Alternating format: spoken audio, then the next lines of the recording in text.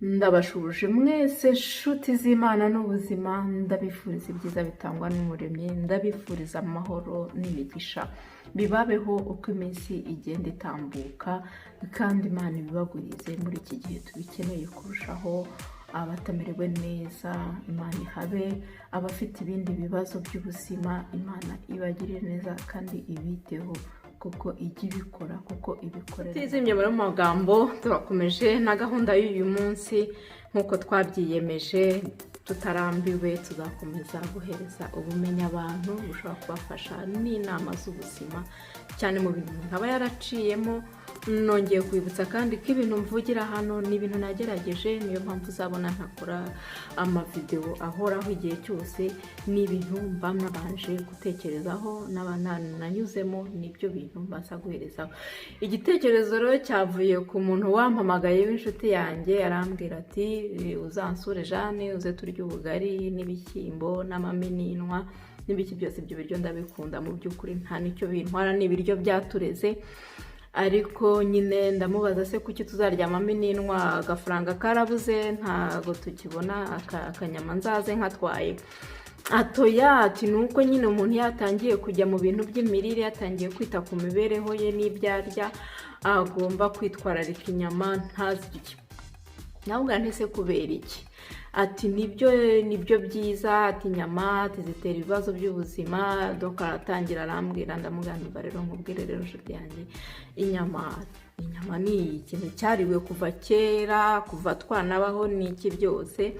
Ntago inyama arizo aka kanya arizo zaduye ibibazo, mu gihe cya kera zitari zifite ibibazo. Byanashoboka ko zazana ibibazo kubera ukuntu ibyo basigaye bahinka antibiyotike, imiti zihoraho, byanashoboka rwose nta n'ikibazo. Ariko ntabwo ari byo byonyine, no mu bimera birimo. Ni ukuvuga ngo rero ibyo niba dushaka kureka n'inyama n'amashu tuyareke, n'ibindi byose tubireke, nyama epinari, kuko iyi kiba muri epinari no mu nyama kirimo. Noneho rero ubwo ngubwo twabihagarikira byose icyarimwe. Niba rero epinari nkizirya n'inyama, ndashaka kubabwira ko aka kanya mfite impamvu. Namaze imyaka 3 nanjye numvishije iyo nkuru, urumva nageze muri ibi bihugu, noneho ahantu hose nciye, byahereye ku mwarimu watwigishaga. Umwarimu witwigishaga aratubwira uburyo kanseri yageze mu muryango wabo itanzitse, donc ibakoramo igihe cyose. Ati ku buryo mu gihe kimwe hageze gupfa umusaza wa mama ndetse na papa bagendera rimwe. Ati none igihe byagendeye, yaraje aricara agitekereza, ibise ndashyingura hano nongere guteka, agitekereza ibyo bintu byose byamurenze. Mama w'umupapa watwigishaga ati ndabigenza gute ko kanseri inkozeho? Noneho rero aho yari yicaye abona ishusho ya Bikira Mariya yarira aho ngaho, aravuga ati wowe urankanurira amaso, ntabwo ubona ko abantu banshizeho koko? Ibyo gihe rero uko yari atuye ahantu muri etaje, afashe ya shusho ya Bikira Mariya amubwira ati mvira aha ngaha, n'ubundi dore abantu banshizeho, uri aho ngaho ntacyo unkorera. Noneho yafashe ishusho ayirenza urugo, nyine ibintu byose bitagatifu akura mu nzu yarajugunya. Noneho rero agiye hashize akanya, agiye kubona inzu ye ibaye nkaho nta kintu irimo. Amanuka yirukanka cyane yihuta, umuhungu ahura nawe yihuse cyane, asanga ya shusho yari amaze kujugunya, yayibonye ayijugunya, abona noneho ayizamukanya yigira ati ariko se mama, ko wari uyijugunye none ukaba uyishatse, ibyo bintu ni ibiki, bigenze bite? Umeze neza? Urumva umeze neza cyangwa dushake ubufasha bundi? Noneho mama aramubwira atumva, ati narebye nsanga ishusho yari iri hano ngira ibibazo, nta kintu na kimwe, nta kintu yamariye mu by'ukuri, nararwaje, abantu none banshizeho. Ati ariko rero ati natekereje nsanga uyu mubyeyi kuko we yababaye, nawe yabuze umwana, sindabura umwana. Natekereje rero tuzajya duhozanya kubera ko twese duhuje ibibazo. Byahereye ubwo ngubwo rero ahantu hose ngiye, kanseri, umuntu wese bampaye ugasanga kanseri y'ibere, kanseri yo mu mutwe, ndetse zikagerekanya ari 4. kuko nagiye mbona benshi bagiye bayirwara nyuma y'imyaka 5 igapfundurira ahandi hantu. Ni ukuvuga ngo rero mu by'ukuri kanseri ntabwo ari indwara ikira, ni indwara iza ikongera ikagaruka mu bundi buryo bundi igatoborera ahandi akenshi kuko ibyagiteye nyine biba bigihari, amagisitation, buriya buryo dukarangamo inyama, amavuta dukoresha. Icyo ngicyo rero mu gihe kigihari, mu gihe tutariga kwiga kurya uturungo dushobora gukuramo izo twavuga inflammation, ntago bishoboka nyine iyo kanseri irongera igatoborera ahandi. Ni ukuvuga ngo iyije hamwe irakira ahandi ikongera igatoborera ahandi. Niko nagiye mbibona mu bakiriya banjye kandi ni nako babivuga. Ntago kanseri ari indwara ikira, ni indwara ibi gutegerereje mu yindi myaka 5, hari n'igihe rwose gutegereza no mu myaka 10 ikagaruka. Ngayo nguko rero uburyo rero ikibazo cy'inyama n'iyo kanseri ni uburyo dufatamo ibyo biryo, ni uburyo dutekamo ibyo biryo, ntago ari ibiryo ubwabyo, kubera ko umubiri wacu ntago ari pirate Imana yawuduhaye irabizi, yawukoze ku buryo bwiza cyane. Iyo ushyizemo ibiri ngombwa umubiri wacu ufite uko ubigenza. Ikibazo ni igihe ubihaye nk'ibintu umubiri utazi uko ubigenza, kuko ushakisha izindi nzira. Urugero ni nk'amata urayanywa, wamara kuyanywa ugasanga atoboreye ahantu, ibishishi ndetse inkorora ihoraho ndetse ibicurane n'ibiki byose, kubera ko umubiri wacu nta nzime ufite zo gutunganya ibyo ngibyo. Niyo mpamvu uzasanga abanyaburayi iyo banywa amata bajojoberezamo ugashyiramo igitonyanga, ntago ari ikintu babonye, barabibonye kanseri zagiye zibakoraho. Ndetse usanga abantu bataka akavuga umuryango wose wanshizeho, nta muntu usigaranye, kanseri yantwaye abantu yarabamaze. Dukomeje rero, uwo mushuti wanjye ndakomeza mbaho ubuhamya bwanjye. Uwo mushuti wanjye naramubwiye, ntumva rero ngewe n'inyama kandi nta mutima mfite uncira urubanza ko ndya ibintu bidasobanutse cyangwa kubyica, ahubwo ngiye mbona umuntu ubuza abantu inyama aba ari kubakondana ku mubyibuho ukabije. Niba wa mubyeyi udaha umwana wawe inyama, uri kumuteza ibibazo byinshi by'ubuzima, ndetse uri kumuteza umubyibuho ukabije, uri kuwumuraga. Ni ukuvuga ngo rero byaba byiza niba udafata inyama ugafata amavitamine nibura azisimbura, nk'amavitamine B12, nk'amazinke, kugira ngo nibura, kubera ko abantu benshi batarya inyama, abo bita abavegetariye, bafata ayo mavitamine. Ibyo bintu rero abantu benshi iyo bakubwiye kureka inyama ntago babikubwira, noneho ukagira ikibazo ngibyo ibyambayeho. Nigera inaha rero nyine inyama naraziretse, ndavuga n'inyama ndazireka.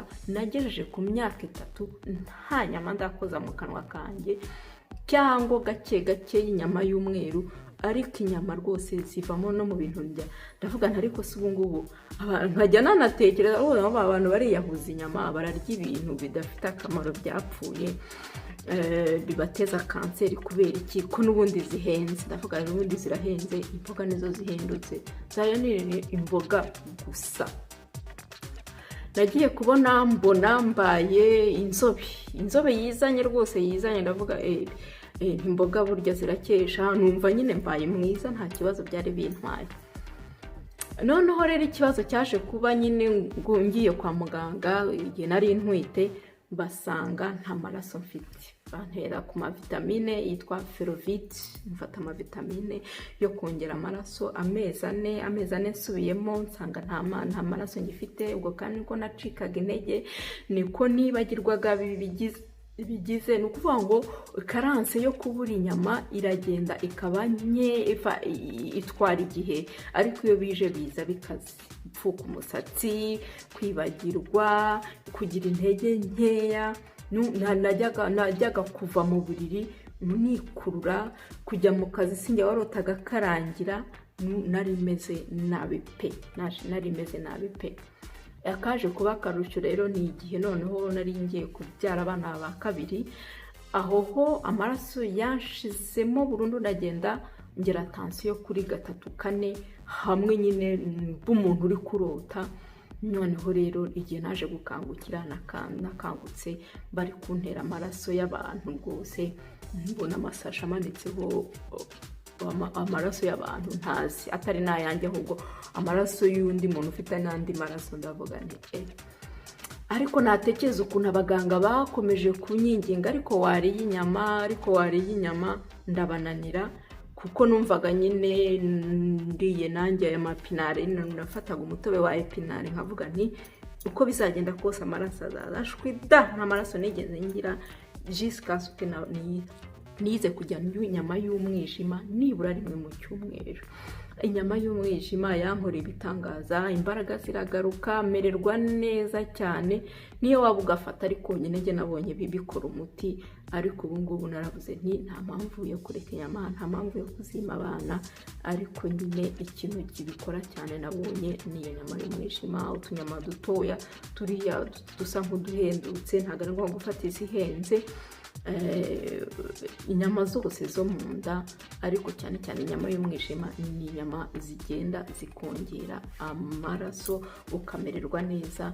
Niba rero niba nta kindi kibazo ufite ntaki, kandi niba kandi nanone wiyemeje kuzihagarika, ukoresha uko ushoboye, ufate nibura les compléments alimentaires nka B12 nyine, nka zinc, kugira ngo ugire ukuntu amaraso uyabona mu bundi buryo butari ubw'inyama.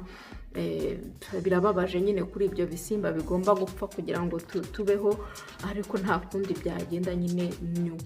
Niba biturinda ibibazo, niba dushaka ubuzima, umuntu arya kugira ngo agire ubuzima, byakabaye ngombwa rero ko umuntu agerageje nyine agafata iyo nyama akayirya, kuko niba bikwiye biba bikwiye, niba ari ngombwa biba ari ngombwa. Niba ari ikindi kintu nabonye, iyo utarya inyama ntabwo uhaga vuba, biteza kurya kwinshi cyane. Urya kwinshi, kunanuka bishobora kubaho kubera ko burya imboga gusa, urya n'iki birashobora kubaho, ariko umubiri uratetema, ntabwo ugira umubiri ukomeye ngo wumve umeze neza. Nicyo kintu rero nabonye, nibwo buhamya nashaka kubasangiza aka kanya, mbabwira nti ariko si ubundi mbwira ndi kubura amaraso kubera ko utarya inyama, bakantera amaraso y'abandi bantu bariye inyama. Ubwo ngubwo imitekerereze yacu ikora gute? Nababwira rero muri commentaire, mumbwire eske nakoze ikosa ko bandya inyama, eske ntago imirire yanjye isobanutse kuba ndya inyama, bimeze bite mu byumva mute? Ufite igitekerezo kindi cyangwa ufite ahandi vitamine aho najya nkura amaraso, kuko ndayabura rwose cyane, njye nanitura hasi rwose, y'amaraso arashiramo akanshiramo nkarangira nkitura hasi. Ufite iyindi de, ufite ahandi yumva iyo ntuza nayikura, iyo feri nayikura, yambwira rwose, ndi prete yo kwakira ibindi byose. Ariko njyewe nabonye kandi nemeza yuko ntago ihagije iyiba mu mboga, ntago ihagije iyiba muri proteine vegetale y'amatofu, ntago vitamine, ntago feri irimo ihagije, kandi feri turayikeneye. Nubwo karanse yayo kugira ikibazo cyayo bitwara igihe kinini kugira ngo uzagire icyo kibazo cyumve, ariko icyo kibazo ntago bibujije ko kidahari kandi gikomeye kugeza naho ndababwisa ukuri, igihe banteraga ayo maraso nta nubwo nari nzi ahantu ndi, nta nubwo nibukaga ubundi we, nari nabaye ikintu ntazi icyo ari cyo. N'abantu nabonaga, narababonaga nkabona aba infirmiere bapasa, nabonaga nageze mu ijuru, ndavuga Imana ni inyampuhwe koko, na rya juru ndigezemo, mbona umweru nyine, bose bambaye umweru, nkabona wa mweru wakeye cyane, nabonaga nari napfuye, ntabwo nari nkiriho. Bitewe n'iki? Akabazo ko kureka inyama gusa. Ni ikibazo rero gikomeye. Ndibaza rero twese tubyiteho, tubitekerezeho. Niba ari iyindi de, niba ari ikindi kintu mwaba mwarize mukaba mwarabigezeho bigakunda, ariko ntaho bigize. Ikindi nabatangariza nuko aho njya hose barya inyama, ariko abarwara ntabwo ari bose barwara, ahubwo nabonye ari kombinezo yo gufata inyama n'amavuta batekesha, bakongeraho n'ibirayi byinshi, barya ibirayi byinshi cyane. Isukari rero nibaza ko iyo sukari iyo ihuye na oxidation y'amavuta atari amavuta mu by'ukuri, nagiye mbivuga amavuta y'ibimera, bishobora bikora kanseri byose si noneho wakongeraho n'amata akayibyibushya. Ni imvange y'ibiryo bidasobanutse dufata ishobora kuba idutera ibyo bibazo by'ubuzima, ariko ntabwo ari inyama ubwazo, ntaho bihuriye, kubera ko twaziriye kuva na kera na kare, kubera ko abamasayi bazirya barakomeye kandi bameze neza. Nkunda ukuntu baba bakoze, bose ubona bakoze neza. N'abandi barya ibindi by'ibyatsi nabo bameze neza, ahubwo ikibazo nyine giterwa n'uburyo dufata amafunguro. Nibaza ari icyo ngicyo, ariko nta muntu wakagombye gutinya ikiryo kizima cyavuye ahantu, aho kugira ngo ufate ikintu cyo mu ruganda cyangwa amafarini atifitemo ikintu. Ngiye ku bwanjye numva wafata ibindi byose bishoboka aho byaba byavuye hose, ariko ukaba ubona ko ari ikiryo kizima. Tubigerageze rero, kandi nibaza yuko bari no gukora noneho n'inyama zitavuye mu nyama zakozwe mu nganda, noneho nyanganda inkoko ukajya uyirya ihagaze hariya kandi uri kurya ibyayo bamaze kubikorera mu nganda. Ni ibintu bikomeye cyane. Nizere ko ibyo bitazaza nabyo bikaza bikiyongera ku bindi bibazo tuvuyemo n'ibindi dufite, ariko Imana izaturindira hari. Ngaho rero mugire amahoro, ndabashuje mwese, ndabatahije kandi mbifuje ibyiza. Imana ibahe umugisha. Murakoze.